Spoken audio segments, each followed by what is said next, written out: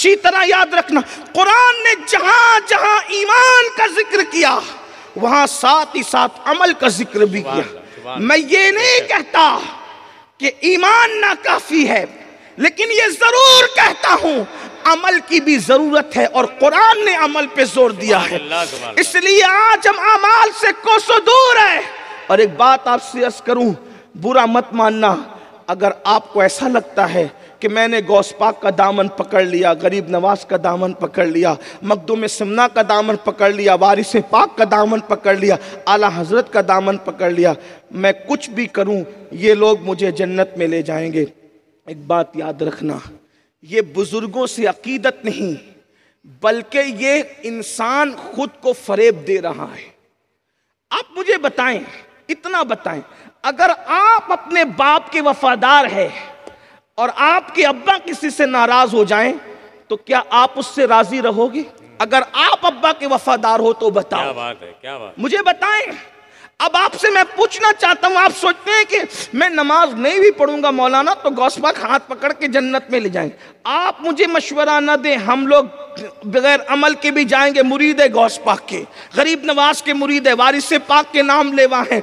इसलिए कि कुछ लोग आपकी बस्ती में आकर सिर्फ आपकी खुशी के लिए, आपकी जेबों को काटने के लिए, आपसे वसूल करने के लिए आपको थपकियां देते हैं। क्या थपकियां देते हैं कि कोई जरूरत नहीं है, मौलवी चिल्लाते रहे, बल्कि बाज लोग तो उलमा की तौहीन करते हुए कहते हैं ये दो कौड़ी के मौलवियों को क्या खबर है। मैं याद कराना चाहता हूं आपको, मौलवी जितना जानता है उतना कोई नहीं जानता। उसकी वजह यह है कि तुम किसी और की किताब पढ़ते हो, मौलवी अल्लाह की किताब पढ़ता है। सुभान अल्लाह, सुभान अल्लाह। इंसान, दुनिया के इंसान और कुदरत में जो फर्क है वही दुनिया की किताबों में और अल्लाह की किताब में फर्क है। और इसलिए उलमा की तौहीन करने वालों सुनो, जो उलमा की बेअदबी करेगा उसका खात्मा ईमान पर नहीं हो सकता। डर है कि वो मरेगा तो कुफ्र पर मरेगा।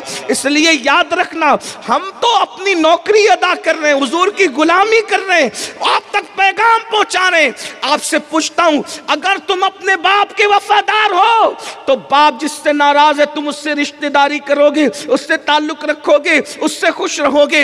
अब आपसे पूछता हूं, अल्लाह के रसूल सल्लल्लाहु अलैहि वसल्लम ने इरशाद फरमाया, जिसने जानबूझकर नमाज छोड़ दिया, अब ध्यान से सुनना, ये हदीस है, बताना मेरी जिम्मेदारी है, लेकिन गौर से सुनना। आका क्या फरमा रहे हैं, जिसने जानबूझकर नमाज छोड़ दिया, क़यामत के दिन उसके साथ मेरा कोई वादा नहीं है, मैं मोहम्मद उससे बेजार हूं। अब आप मुझे बताएं, जिससे रसूलुल्लाह बेजार हो जाए, क्या गौसे पाक उससे खुश हो सकते हैं? क्या गरीब नवाज उससे खुश हो सकते हैं? क्या इमाम अहले सुन्नत उससे खुश हो सकते हैं? क्या मखदूम सिमना उससे खुश हो सकते हैं? बल्कि एक बात आपको बताऊं, गौसे पाक, गरीब नवाज तो अलग बात है, सिद्दीक अकबर और मौला अली और सैयदा उम्मे हबीबा ने हजरत अबू सुफियान को क्या जवाब दिया था? तारीख है, सीरत का पूरा बाब है। जब मक्के वालों ने वादा खिलाफी की और हुदैबिया का वादा तोड़ दिया, तो उस वक्त मक्के वालों ने तजदीद अहद के लिए सोचा कि कोई होशियार बंदे को तलाश करो, जो होशियार बंदा सबको बोतल में उतार सके। तो मक्के वालों का फैसला क्या हुआ कि हम हजरत अबू सुफियान को भेजेंगे। ये बहुत दानिश्वर इंसान है, अपनी बात मनवाने में महारत रखते हैं। अब तक अबू सुफियान ने इस्लाम कबूल नहीं किया था। जैसे ही मक्के से मदीने मुनव्वर आए, सिद्दीक अकबर से मुलाकात हुई, कहा भाई अबू बकर, पुराने ताल्लुकात है, पुरानी रिश्तेदारियां हैं, क्या आप मोहम्मद से मेरी बात करा सकते हो? सिद्दीक अकबर ने कहा, जिससे यार नाराज हो जाएं, अबू बकर उससे कोई बात नहीं करा सकता। आप गौर करें, यहाँ तवज्जो फरमाएं। यहाँ तो उस वक्त अबू सुफियान ने कहा था, क्या हमारी रिश्तेदारियां भूल गए? तो सिद्दीक अकबर ने कहा था, अबू सुफियान वो दिन गए जब हम रिश्तेदारियां खून की बुनियाद पे करते थे, अब हम खून की बुनियाद पे रिश्तेदारियां नहीं करते, अब निस्बते मुस्तफा की बुनियाद पे रिश्तेदारियां। सुभान अल्लाह, नारे तकबीर, हुजूर जिससे मुंह फेर ले, सिद्दीक अकबर हिम्मत नहीं करते रसूलुल्लाह का सामना कराने की। उसके बाद अल्लाह अकबर, सिद्दीक अकबर से मायूस हुए तो मौला अली के पास आए। कौन मौला अली? ये गौसे पाक और गरीब नवाज के भी बाबा है, खातिमुल विलायत है, फातिह खैबर है, रसूलुल्लाह के भाई है। सिद्दीक अकबर के पास से जब वो मौला अली के पास आए, अल्लाह अकबर, और सिद्दीक अकबर कोई मामूली हस्ती तो ना थी ना, अफजलुल बशर बाद लंबिया बि तहकीक, सहाबा का इमाम, सैयदुस सहाबा, इमाम सहाबा। उन्होंने ये जवाब दिया तो कहा चलो रसूलुल्लाह के भाई के पास चलते। वहां आए तो कहा अली, पुरानी दोस्तियां, पुरानी रिश्तेदारियां हैं, क्या मोहम्मद अरबी से बात करा सकते हो? मौलाए कायनात ने कहा जिससे यार मुंह फेर ले हम उससे कोई बात नहीं करा सकते, यहां से चले जाओ, हमारे अंदर हौसला नहीं है। अल्लाह, फिर वही कहा कि क्या हमारी रिश्तेदारियों का लिहाज न रखा जाएगा, दोस्तियों का लिहाज न रखा जाएगा? मौलाए कायनात ने कहा वो दिन चले गए जब खून और बाप दादाओं की बुनियाद पर रिश्ते रखे जाते थे। अब तो हमारा रिश्ता सिर्फ एक निस्बत की वजह से है, जो मोहम्मद अरबी का है वही हमारा है, हम आपसे कोई मुलाकात नहीं करा सकते। अब ये दो बातें तो हो गई। तीसरी अहम बात, उन्हें ये जहन के अंदर जो था कि ये लोग नहीं कराते, न कराएं, रिश्तेदारियां जितनी होती उतनी मोहब्बत होती है। मेरी तो सगी बेटी हुजूर के निकाह में है, बेटी के पास जाऊंगा, बीवी की बात कौन काटता है? वो तो मुलाकात करा ही देना है, क्योंकि बाप बाप होता है। जैसे ही दरवाजे पे दस्तक दी, दरवाजा खुला, उम्मे हबीबा, सैयदा उम्मे हबीबा बाप को देखती और कहती क्यों आए हो? कहा कि अंदर तो आने दो, बात तो करने दो। अंदर आए, जैसे ही बाप को देखा, बिस्तर बिछा हुआ था, उसको लपेटना शुरू किया। जब लपेटने लगी तो कहा क्या दिन, बहुत दिन हो गए, बाप को भूल गई उम्मे हबीबा, पहचानती नहीं हो, बिस्तर क्यों समेट रही हो? सबसे सख्त जवाब अगर किसी का था वो सैयदा उम्मे हबीबा का था। कहा कि बिस्तर समेट रही हो? मेहमान के आने पे तो बिस्तर बिछाए जाते हैं, समेटे नहीं जाते। कहने लगी अबू सुफियान, मुशरिक नजस और नापाक होता है, और ये रसूलुल्लाह का पाक बिस्तर है, किसी नापाक को नबी के पाक बिस्तर पे बैठने की इजाजत नहीं दे सकती। आप मुझे बताएं तो सही, मुझे बताओ कहां पर वो हजरत अबू सुफियान और आज ये सोचने वाले कि हुजूर बेजार होंगे फिर भी कोई हाथ पकड़ के ले जाएगा? हुजूर जिससे बेजार, और अल्लाह के रसूल ने फरमाया मैं उससे बेजार हूं जो जानबूझ के नमाज छू। ये हजारों का मजमा रात में 2 बजे भी इस तरह चाको चौबन और पूरे जौक के साथ बैठा है, ऐसा लगता है जैसे मगरिब के बाद का वक्त है। मेरे दिल की दुआएं, आप लोग हम लोगों से जो मोहब्बत करते अल्लाह उसका सिला दे। लेकिन आपसे पूछता हूं, जलसे में बैठने का जो शौक है, क्या मस्जिद में आने का भी वही शौक है? क्या कहने का? आप मुझे बताएं। 5 घंटे जलसे में तो बैठ सकते हैं, 10 मिनट मस्जिद के लिए नहीं निकाल सकते। अल्लाह के बंदो, आइए आला हजरत की बात करते हो।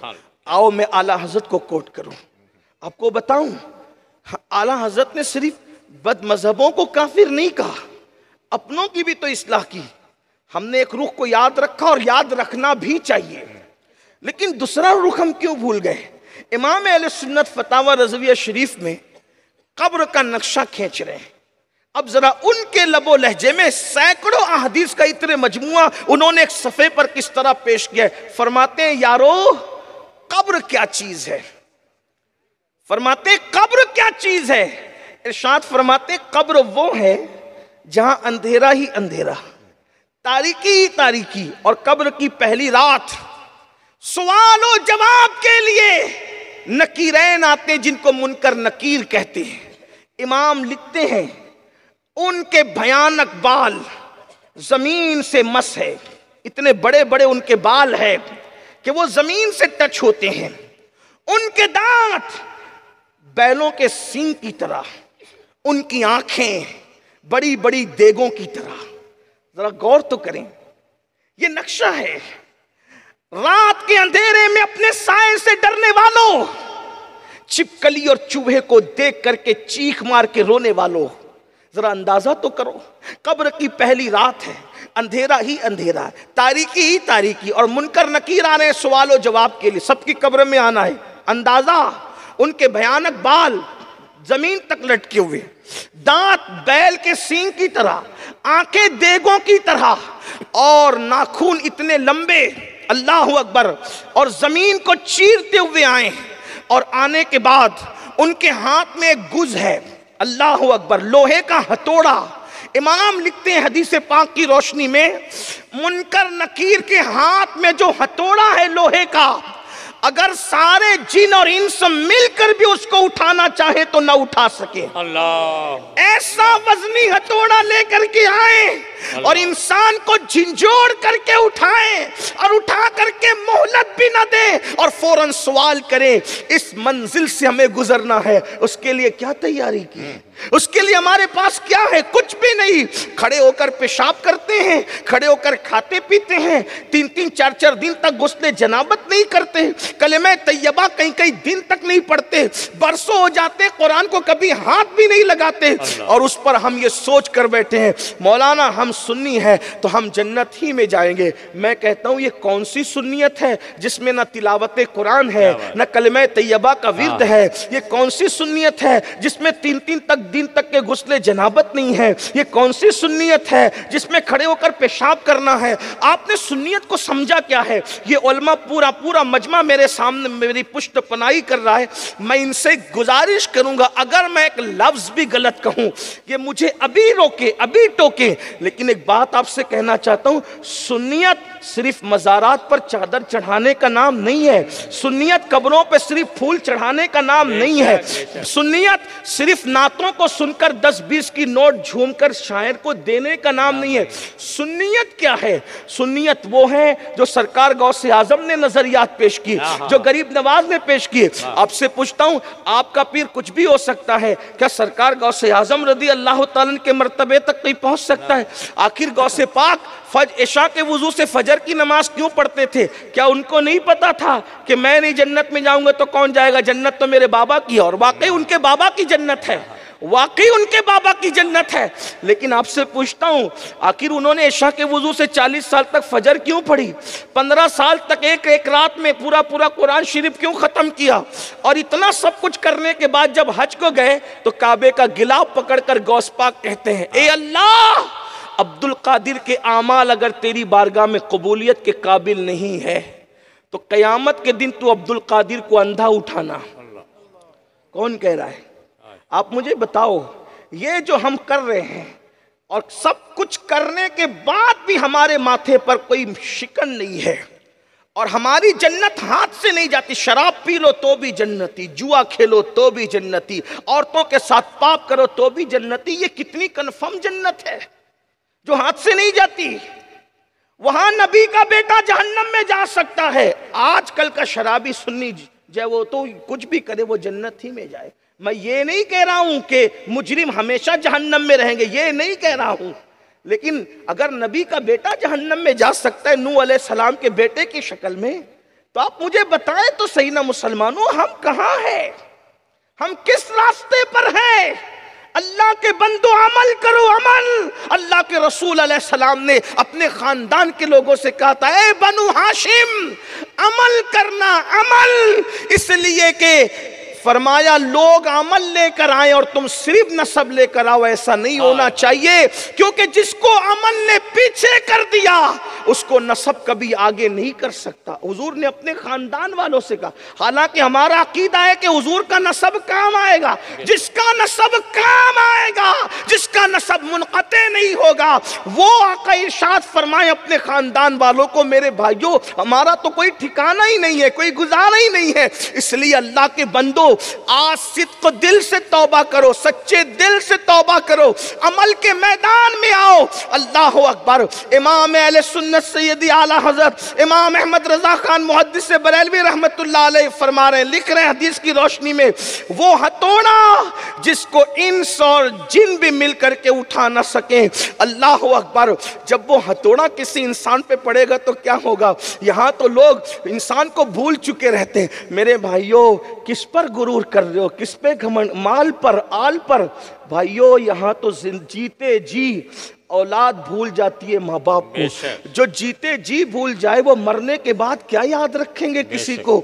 इसलिए अपने लिए कुछ कर लो, आमाल कर लो। बहुत मुख्तसर वक्त है, बहुत मुख्तसर। हदीस पाक में आता है, हजरत मलकुल मौत रोजाना कब्रस्तान वालों से कहते हैं, ए कब्र वालों बताओ अब तुमको किस पे रश्क आता है, तुमको किस पे रश्क आता है। तो कब्र वाले कहते हैं, जो दुनिया में नमाज पढ़ते हैं उन पे रश्क आता है, जो दुनिया में रोजे रखते हैं उन पे रश्क आता है, जो हज करते उन पे रश्क आता है, जो ज़कात देते उन पे रश्क आता है, जो जिक्र अस्कार करते उन पे रश्क आता है।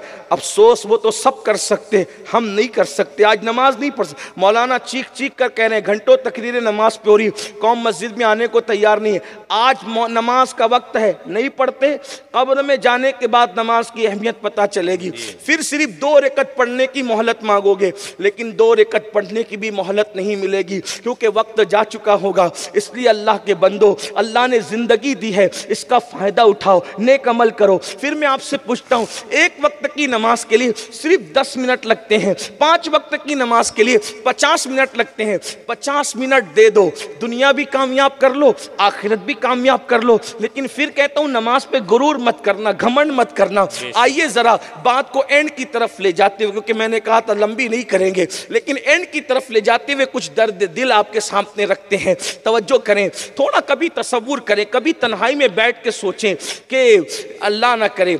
देखो, मैं बद्दुआ के तौर पे नहीं कह रहा हूँ, ये होना है। कभी इसका तसव्वुर करना, अल्लाह आपको उम्र नू अता करे, लंबी उम्र अता करे, आप सबको दे, हमें दे, हमारे उलमा को दे। लेकिन एक बात आपसे मैं अर्ज करना चाहता हूँ, मेरे भाइयों, ये बताओ, कभी तसव्वुर करो कि मैं बीमार पड़ गया, डॉक्टर ने जवाब दे दिया, डॉक्टर के जवाब देने के बाद फिर मेरा हाल ये हुआ कि मुझ पर सकरात तारी हो गई। सोचो, ताकतवर जिस्म, कुव्वत वाला जिस्म, सकरात तारी हो गई, प्यास इतनी लगी है कि 7 समुंदर का पानी भी मुंह में निचोड़ दिया जाए तो फिर प्यास न बुझ सके, और रिश्तेदार एक एक चमचे के चंद कतरे मेरे मुंह में डाल रहे हैं, यहां तक कि मेरी रूह मेरे हलक में अटक गई है। ये मंजिल आना है ना, आना है। सैयदना अम्र इब्न आस फरमाते हैं, मौत के वक्त इंसान के सीने पे इतना बोझ रख दिया जाता है कि जमीन और आसमान का बोझ भी उसके सामने हल्का है। इतना बोझ इंसान के सीने पे रखा जाता है, इंसान को यूं लगता है मैं नाक से नहीं बल्कि सुई के नाके से सांस ले रहा हूं। मेरे भाइयों, ये मंजिल आना है, इस मंजिल से गुजरना है। मैं अपनी बहनों से भी कहता हूँ, बहनों, सीरियल देखने के लिए आप टाइम निकाल लेती है मेरी बहन, थोड़ा नमाज के लिए भी टाइम निकाल ले। तूने शौहर को, सास को, नंदों को, भावजों को, दुनिया को गरम रोटियां पका करके खिलाई, तुझे खिलाना भी चाहिए। घर में घर का काम करने वाली औरत को अल्लाह पाक उसकी राह में जंग में शरीक होने का सवाब अता करता है। लेकिन आपसे कहता हूँ मेरी बहन, तूने रोटियां जिनको पका के खिलाई ना, वही शौहर तेरी मौत के बाद ये मंसूबा बनाएगा, बीवी तो चली गई, अब इसके बाद क्या। ये हाल है। सास सोचेगी बहू तो चली गई, इसके बाद क्या। अपनी कब्र की तैयारी खुद कर लो, बेशक, वरना हड्डियां भी पिघल जाती है। अल्लाह, हड्डियां भी पिघल। और एक बात आपसे कहूं, अगर कोई ये सोचता है कि बुढ़ापे में सुधरेंगे, जब किसी के काबिल नहीं रहेंगे तो खुदा की तरफ पलटेंगे, तो याद रख लो, अगर आपने ये सबक पढ़ लिया है कि कभी भी तौबा करेंगे तो वो कबूल ही होगी। कुछ लोगों का तो दिमाग ये बन गया कि जैसे माज अल्लाह हमारी तौबा कबूल करना अल्लाह पे फर्ज है।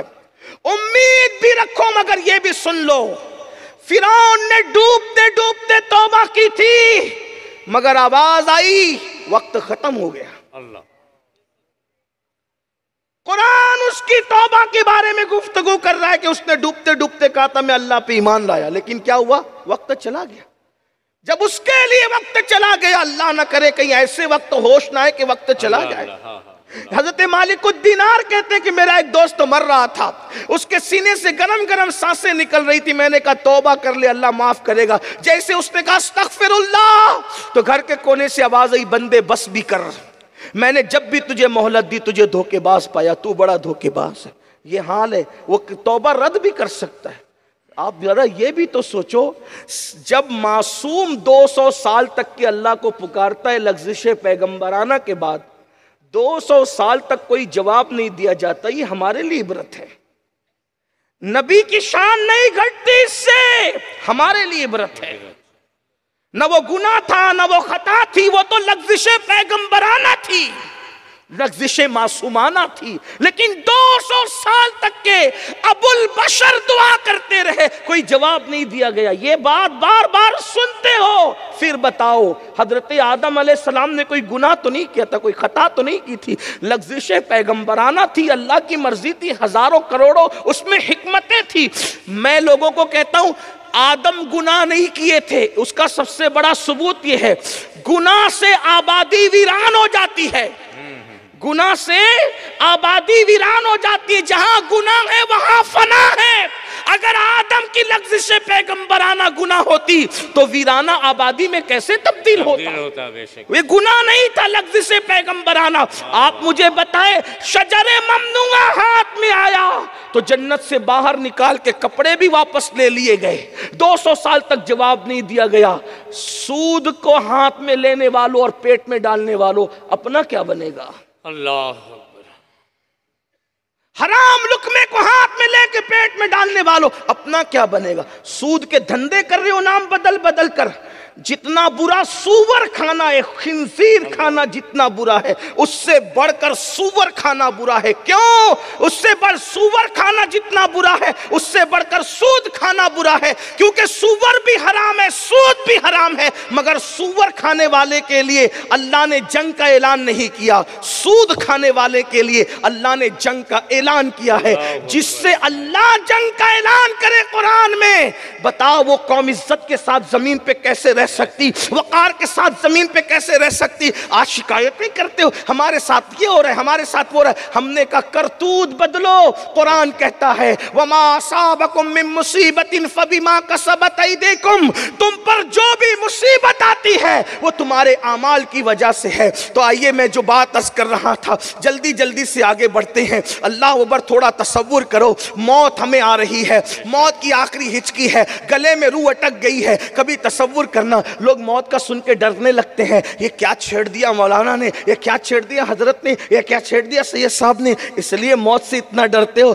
डरोगे भी तो आएगी, तैयारी करोगे भी तो आएगी, मोहब्बत करोगे भी तो आएगी, आना ही आना, एक लम्हा पहले भी नहीं, एक लम्हा बाद भी नहीं, आना ही आना। जरा सोचो तो सही, जब महबूबों को मौत की लज्जत चखाई जाती है तो मैं और आप कौन है? लेकिन इतना याद रखना, जो मौत की तैयारी करते हैं वो सुकून से मरते हैं, मुस्कुराते हुए दुनिया से जाते हैं। जो मौत की तैयारी नहीं करते, अल्लाह को भूल जाते हैं, फिर वो दुनिया में रोते हुए आए थे, रोते हुए जाते हैं। खुदा के लिए अपने हाल पे रहम कर लो। मौत ऐसी, अमर इब्न आस सरकार फरमाते हैं, अल्लाह अकबर, नाक से नहीं बल्कि सुई के नाके से, अल्लाह अकबर, सांस ले रहा इंसान, ये कैफियत होती है। मौत की तकलीफ हज़रत अमर इब्न आस बयान करते हैं, पेट में बबुल का दरख्त उगा दिया जाए और नीचे से खींचा जाए तो क्या कैफियत होती है? मरते वक्त इंसान की यही कैफियत होती है। ऐ मेरी कौम के जवानों, ताकत पर गुरूर करने वालों, दौलत के नशे में खुदा को भूलने वालों, गुनाह और जराइम में डूब कर अल्लाह को भूलने वालों, जरा तसव्वुर करो,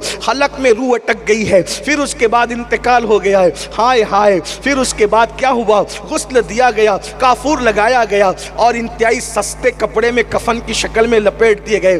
कितने वो लोग हैं जो जिना की अड्डी आबाद करते, उनका कफन मार्केट में आ चुका होता है। कितने वो लोग हैं जो शादियां कर रहे होते हैं, उनका कफन मार्केट में आ चुका है। इतने सारे लोगों में कितने होंगे जिनका कफन आज मार्केट में आ चुका होगा? हाय हाय, क्या गफलत है। हमारे कफन मार्केट में आ चुके होते हैं, हम खा रहे होते हैं, मौज मस्ती कर रहे होते हैं, मजे कर रहे होते हैं। ये तल्ख हकीकतें मेरे भाई, अल्लाह अकबर। और जब ये कफन में लपेटे जाओगे तो फिर अल्लाह अल्लाह, फिर तसव्वुर करो, कांधे पे उठाए गए, कब्र में डाले गए और फिर वो कब्र की तंग और तारीक वादी, हाय हाय। अल्लाह के सच्चे नबी ने इरशाद फरमाया, बेनमाजी की कब्र जहन्नम की आग से भड़का दी जाती है और वो जहन्नम की आग पर अपनी कब्र में लोटपोट करता है। और ये इसी पे बस नहीं, जरा एक बात और सुन लो, नमाज के लिए अपने आप को धोखा देने वालों, नमाज के लिए टाइम ना निकालने वालों, अमल से बेखबर रहने वालों, सुन लो अल्लाह के सच्चे नबी का फरमान सुन लो। आका इरशाद फरमाते हैं, बेनमाजी पर एक सांप मुसल्लत किया जाता है, एक अज़दहा मुसल्लत किया जाता है, उसका नाम शुजाउल अक़रा है और वो गंजा सांप है। उसकी आंखों से आग निकलती है, उसके नाखून एक दिन की मुसाफत इतने लंबे हैं, अगर वो किसी को एक बार डंक मारे 70 गज जमीन में इंसान धसे।